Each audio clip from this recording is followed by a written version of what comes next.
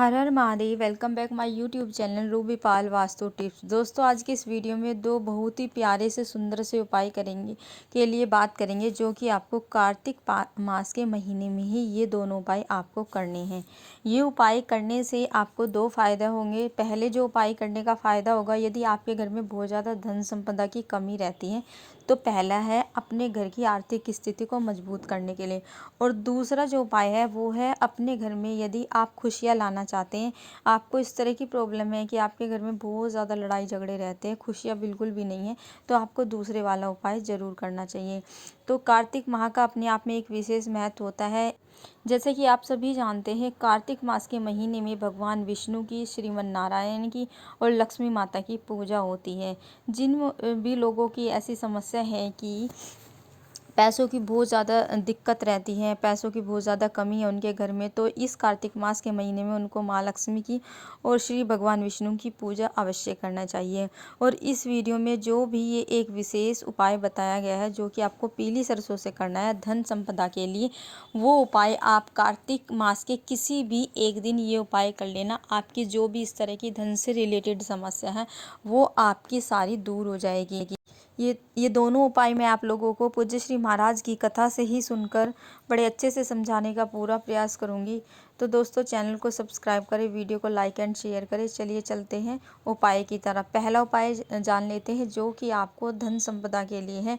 यदि आपको इस तरह की समस्या है या आपके घर में इस तरह की समस्या है कि आपके घर में धन का आगमन नहीं हो रहा है, धन आने के कोई अवसर आपको नहीं मिल पा रहा है, धन संपदा के लिए आपको बहुत ज़्यादा मेहनत करने के बाद भी आपकी आर्थिक स्थिति कमज़ोर की कमज़ोर बनी हुई है, इस बात को लेकर आप बहुत ज़्यादा परेशान रहते हैं कि आपकी आर्थिक स्थिति ठीक नहीं है, या आपको ऐसा लगता है कि आपके घर में लक्ष्मी का स्थायी वास नहीं है, तो आपको पैसों की बहुत ज़्यादा दिक्कत रहती है, तो इस वीडियो में बताए गए पीली सरसों वाले उपाय को कार्तिक मास के किसी भी दिन कर लेना, आपकी ये समस्या दूर हो जाएगी।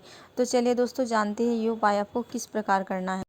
ये उपाय करने के लिए सबसे पहले आपको पीली सरसों लेनी है। और पीली सरसों आपको कितनी लेनी है? पीली सरसों कम से कम आपको 1 से 2 चम्मच लेनी है, ठीक है। इसके बाद आपको 5 मिट्टी के दिए लेने हैं। उन 5 मिट्टी के दिए आपको घर से प्रज्वलित नहीं करने हैं।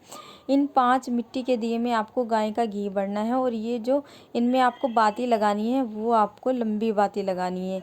ये दोनों चीज़ लेकर आपको आंवले वृक्ष के पास चले जाना है।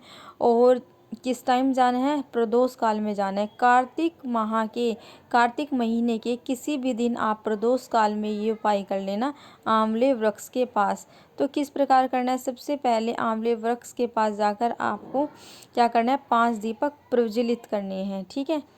5 दीपक आंवले वृक्ष के नीचे प्रज्वलित करने के बाद आपको क्या करना है?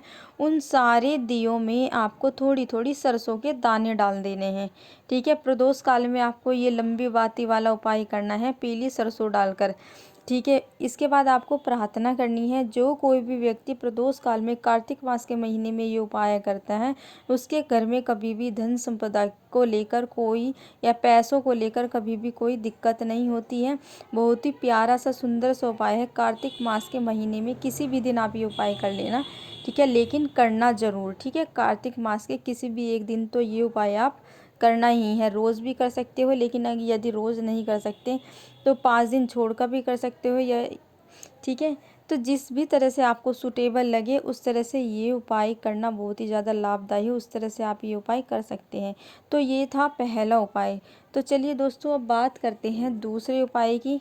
तो दोस्तों, दूसरा उपाय भी बहुत ही सुंदर सा सरल सा ही उपाय है। ये उपाय आपको काले तिल से करना है। और इस उपाय को करने के बेनिफिट क्या है? यदि आपके घर में बहुत ज़्यादा क्लेश रहता है, बहुत ज़्यादा लड़ाई झगड़े रहते हैं, पति पत्नी की आपस में बिल्कुल भी बनती नहीं है, किसी न किसी बात पर आए दिन लेकर लड़ाइयाँ होती रहती हैं।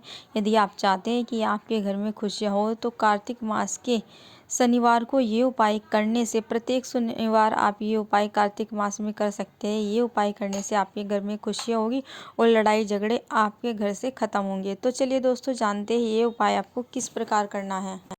ये उपाय करने के लिए आपको 2 से 3 चुटकी क्या लेने हैं? काले तिल लेने हैं। ठीक है। इसके बाद आपको जो दूसरी चीज़ लेनी है वो आपको लेने हैं बेलपत्र। और बेलपत्र आपको कितनी संख्या में लेने हैं, आपको 3 बेलपत्र लेने हैं। और यदि 3 बेलपत्र आप अरेंज नहीं कर पाते, आपके घर के आसपास कोई पेड़ नहीं है, फिर महादेव के शिवलिंग पर चढ़े हुए धोकर भी वे बेलपत्र आप इस उपाय के लिए प्रयोग में ले सकते हैं। तो इस तरह से आपको बेलपत्र की परेशानी भी नहीं होगी और आपका उपाय भी हो जाएगा। तो ये दोनों चीज़ लेकर आपको चले जाना है महादेव के शिवलिंग के पास। ठीक है। तो सबसे पहले आपको क्या करना है, पूजा अर्चना कर लेनी है। जो भी महादेव के शिवलिंग की जिस भी तरह से आप पूजा अर्चना करते हैं वो पूजा अर्चना कर लेना। महादेव के शिवलिंग पर 1 लोटा जल अर्पित कर देना। तो सबसे अपनी पूजा अर्चना करने के बाद आपको क्या करना है, सबसे पहले आपको जो आपके पास 3 बेलपत्र है ना, तो वो 1 बेलपत्र आपको क्या करना है, श्रम्भेश्वर महादेव का नाम लेकर महादेव के शिवलिंग पर अर्पित कर देना है। ठीक है। और जहाँ पर आपने महादेव के शिवलिंग पर बेलपत्र अर्पित किया है उसी के ऊपर आपको वहीं पर काले तिल अर्पित कर देना है, अवधूतेश्वर नाम महादेव का नाम लेकर। ठीक है। जो आप बेलपत्र अर्पित करेंगे वो किसका नाम लेना है, आपको लेना है सर्वेश्वर महादेव का नाम। और यदि आप काले तिल उसके ऊपर बेलपत्र के ऊपर रखकर समर्पित करते हैं तो फिर आपको बोलना है अवधूतेश्वर महादेव का नाम लेकर। इस तरह से तीनों बेलपत्र आपको महादेव के शिवलिंग पर आपको अर्पित करने हैं, तीनों बेलपत्र। और तीनों बेलपत्र के ऊपर बारी बारी से आपको क्या करना है, काले तिल चढ़ाकर अर्पित करना है।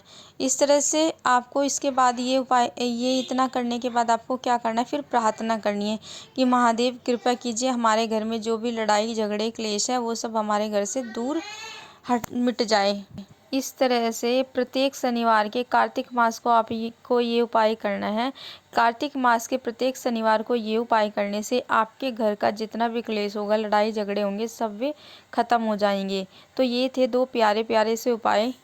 पूज्य श्री महाराज की कथा से सुनकर बहुत अच्छे से मैंने समझाने का आपको प्रयास किया है। आशा करती हूँ मेरे द्वारा बताए गए ये सुंदर से उपाय आप लोगों को काफ़ी अच्छे से समझ में आए होंगे।